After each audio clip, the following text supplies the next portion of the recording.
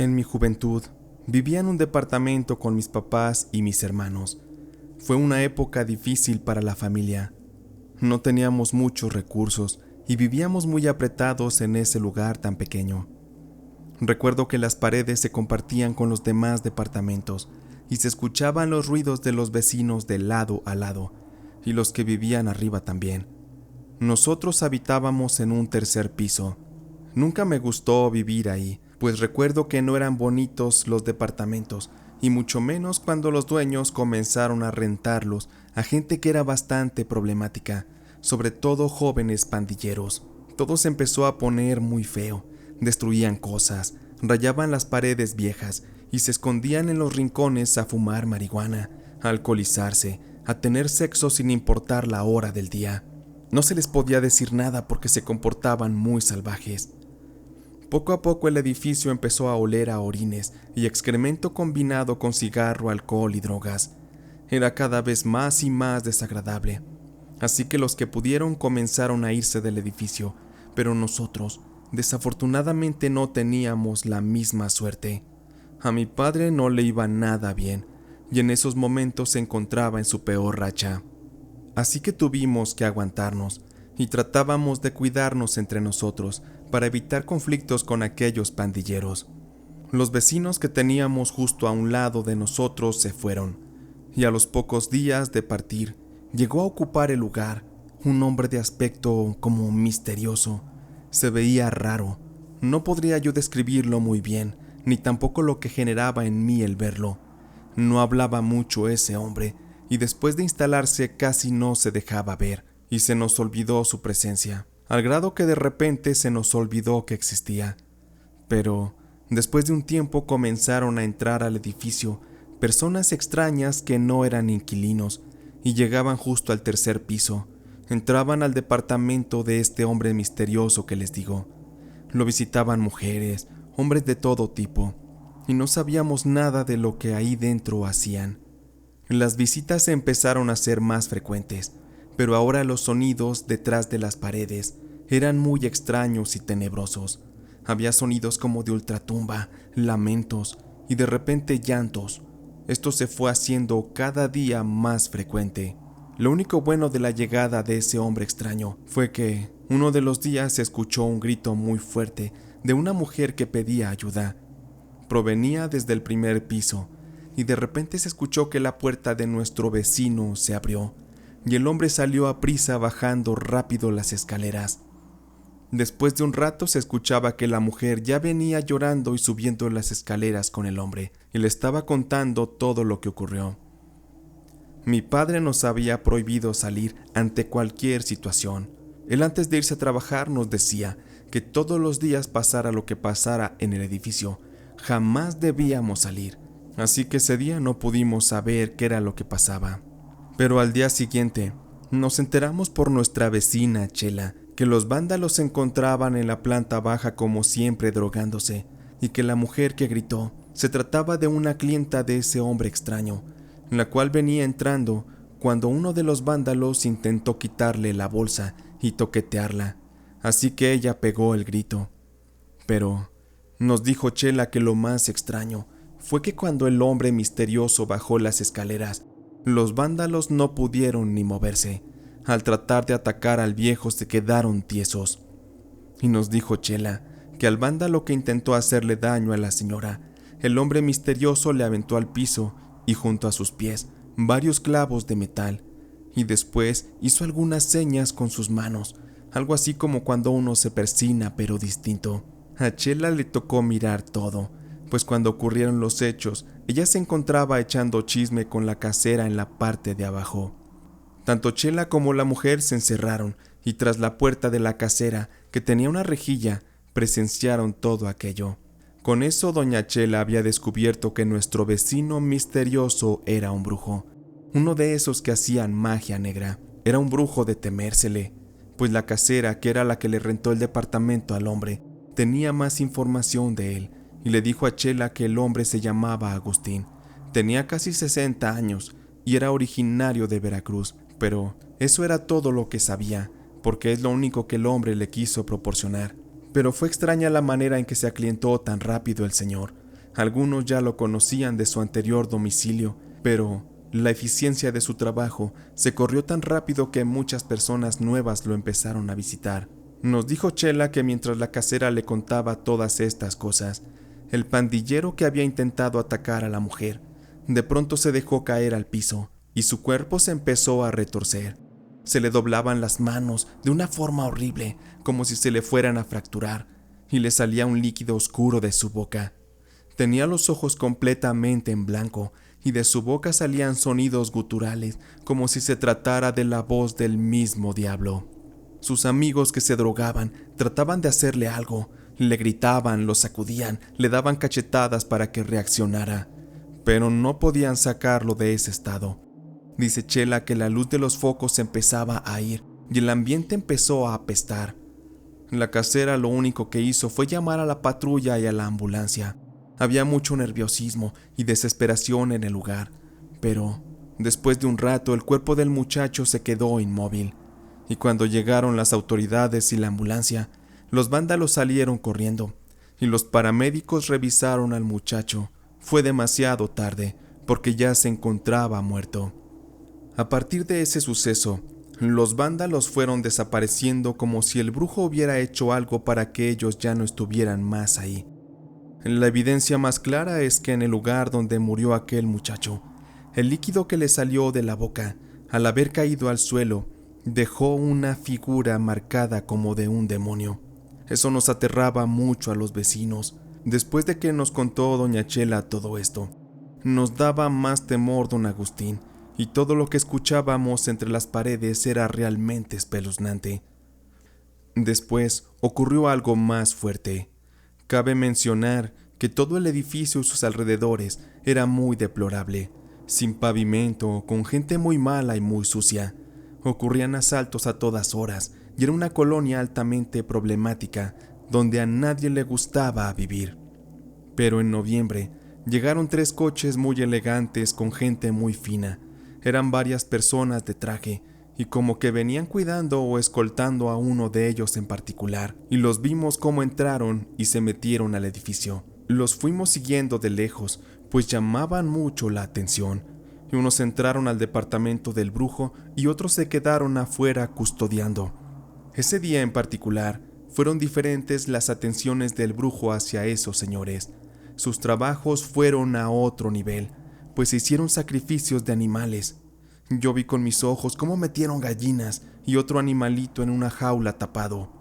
Por otro lado, y por su cuenta, doña Chela miraba todo lo que podía desde enfrente de su departamento, y de repente se escuchó cómo empezó a chillar uno de aquellos animales. Chillaba tan feo y se escuchaba su expresión de dolor que era horrible. Se nos ponía la piel de gallina, y por 3 días estuvo el brujo atendiendo exclusivamente a estos hombres que iban y venían. La atmósfera en los pasillos era muy fuerte, la energía pesaba y la pestilencia invadía el edificio, pero nadie se atrevía a decirle algo al brujo, pues todos le teníamos miedo, más de saber que estaba bien respaldado por esas personas poderosas. Pasaron los días y era el momento de tirar nuestras bolsas de basura. A un costado del edificio había un contenedor de basura, y solo una vez a la semana los señores del camión de la basura lo vaciaban. Ese lugar donde se encontraba el contenedor siempre olía muy mal, y era muy desagradable ir a tirar la basura. Esa semana me tocó ir al contenedor a dejar 3 bolsas de basura. Cuando me iba acercando, el aroma era mucho más intenso que de costumbre. Olía como a perro muerto. Estuve a punto de vomitar, pero me tapé lo más que pude con la blusa a la boca y me fui acercando poco a poco. Entre más me acercaba, se veía que de una de las bolsas salían muchas moscas. La curiosidad me ganó. Con un pedazo de vara caída de uno de los árboles que se encontraban en los alrededores, jalé un poco la bolsa, pues ésta la habían dejado un poco abierta, y yo al jalarla de la bolsa, vi que salió una cabeza de chivo, totalmente pelada, sin piel y con los ojos saltados, y se podía ver que había otro tipo de animal en la bolsa, pero el asco, el miedo y la pestilencia me ganaron, y terminé por salir corriendo. Subí rápidamente las escaleras y ya venían bajando los escalones aquellos hombres de traje. Venían comentando cosas del brujo. Decían sorprendidos que no podían creer todo lo que había hecho con lo que le habían llevado. Después, al verme, se quedaron callados. Yo subí, y al llegar al pasillo de mi departamento, me jaló la casera, quien se encontraba en la casa de Chela, y me metieron. Cerraron la puerta. Ella no quería que nos viera el brujo, pues la puerta de su departamento estaba abierta, y seguían saliendo y entrando los hombres de ahí. Me dijo doña Chela con voz muy bajita: «Hey, muchacha, dile a tus padres que voy a comenzar a juntar firmas para sacar a ese pinche viejo sádico de aquí». Ya no soportó más ver cómo empezó a matar animalitos indefensos de una manera brutal. Espero contar con su apoyo. Diles a tus padres que paso mañana a platicar con ellos. Diles que quiero que la policía, por medio de la inconformidad de todos los del edificio, saquen a ese cabrón y lo manden lejos. Deberías de salir hacia donde está el contenedor de basura. No se soporta la peste. Sabrá Dios cuántos animales han matado y están todos ahí tirados en la basura. Y yo sé, mijita, porque yo lo vi, que fue el brujo el que mató a aquel muchacho marihuano, el que atacó a una de sus clientas. Ese hombre es muy malo. De verdad debemos sacarlo del edificio antes que nos haga daño». Después de que la casera terminara de hablar, le conté a ella y a Chela que yo vi la bolsa con los animales muertos en la basura, que era una bolsa negra grande, llena tal vez no solo de la cabeza del chivo, que a lo mejor había muchos más animales. La casera me interrumpió y me dijo que sí, que no fuera a ser que hasta un cadáver hubiera ahí tirado, porque ese tipo de brujos no se tentaban el corazón, podrían matar lo que fuera. Después de escuchar a la casera, me fui de aquel departamento y me metí al mío. Le conté todo a mi familia. Mi mamá me dijo que no sabía nada, que ella no quería que nos metiéramos en problemas con ese brujo, que a ella le daba mucho miedo. Incluso le daba más miedo que ni todos los marihuanos juntos. Pero eso sí, dijo que si todos firmaban, al final pues también lo tendríamos que hacer nosotros. Así pasaron los días, y en los pasillos ya se corría la voz de que la casera sacaría al brujo del edificio. Creímos que él no se daba cuenta de lo que se estaba planeando en su contra, pues casi no salía de su departamento. Parecía que él ni comía, pues nunca se le veía ir por mandado o andar comprando cosas indispensables para la casa. Muy pocas veces lo veíamos, prácticamente le temíamos a su sombra o a su sola esencia. En ese tiempo, poco a poco, se comenzó a sentir una atmósfera rara, como si el sol ya no le diera luz al edificio. Todo se percibía mucho más oscuro que de costumbre, y de las coladeras comenzaron a salir ratas, de verdad muchas ratas. Los vecinos decían que los animales muertos que el brujo tiraba estaban atrayendo a esos roedores. Uno de esos días recuerdo que salimos y andaba un pajarito dentro del pasillo. Se metió por el ventanal y de andar volando se estampó en los muros y cayó muerto. Al poco rato entró otro y pasó lo mismo. Se nos hizo tan raro.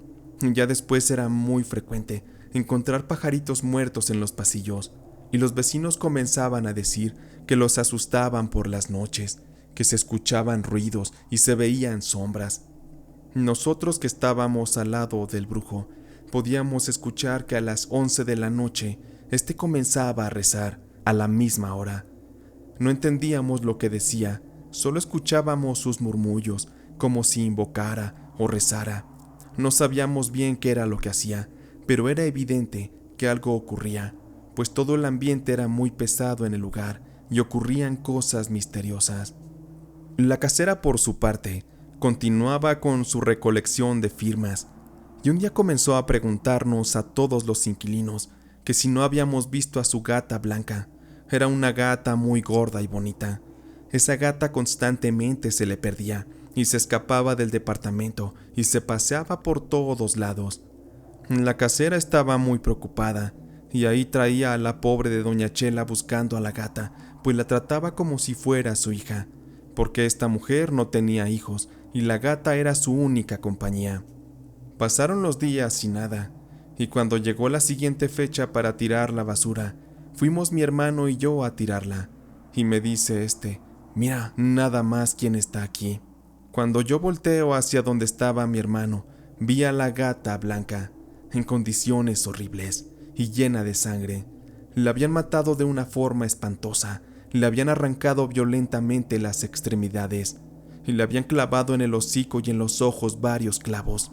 La casera llegó en ese momento. Ya venía llorando y pegando unos gritos terribles. Maldecía al brujo. La casera hizo un drama muy fuerte en ese momento. Era obvio que el brujo desde su departamento escuchaba todo lo que decía la casera, y los vecinos comenzaron a salir para ver qué ocurría, y nos dijo a todos: «Ese maldito me las va a pagar. De mí se acuerdan porque me las va a pagar». Y se fue a llore y llore la pobre mujer. Dicen que fue a poner la demanda con lo que ella tenía de información y las firmas para que fueran por aquel brujo. Pero muy tarde regresó, sola y sin el apoyo de las autoridades, quienes la tomaron de loca en el momento que ella les habló de brujería. Tal vez ella se fue muy alterada, o hasta algún hechizo hizo el brujo para que ni los policías lo buscaran. Pero a partir de esa tarde, la casera empezó a decir que le dolían los ojos y comenzó a ponerse muy ronca. Ella tocó a nuestra puerta y como pudo, pidiéndole ayuda a mi mamá de que se le diera alguna pastilla o algo que tuviera, porque no aguantaba ese dolor repentino que tenía en sus ojos y garganta.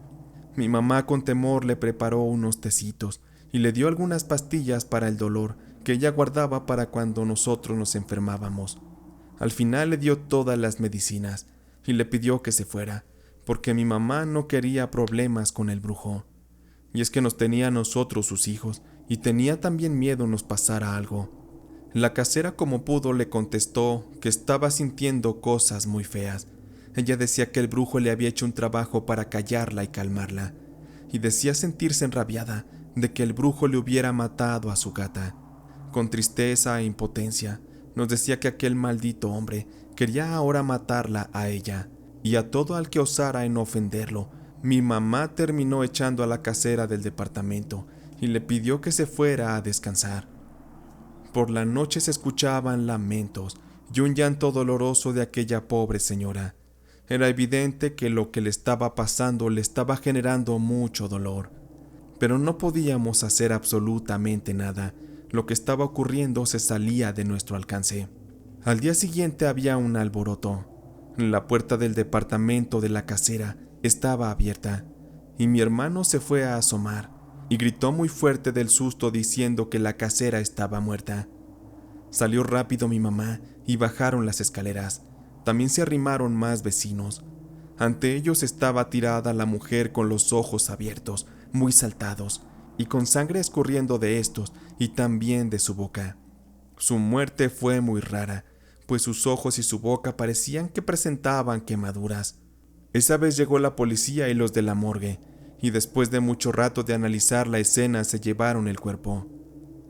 Después de la muerte de aquella casera, mi papá como pudo nos sacó de ahí y nos llevó a vivir a casa de un tío que vivía solo. Estuvimos viviendo un tiempo ahí hasta que encontramos un mejor lugar, pues no queríamos estar cerca de aquello que estaba ocurriendo en el edificio. Se estaba volviendo algo muy trágico.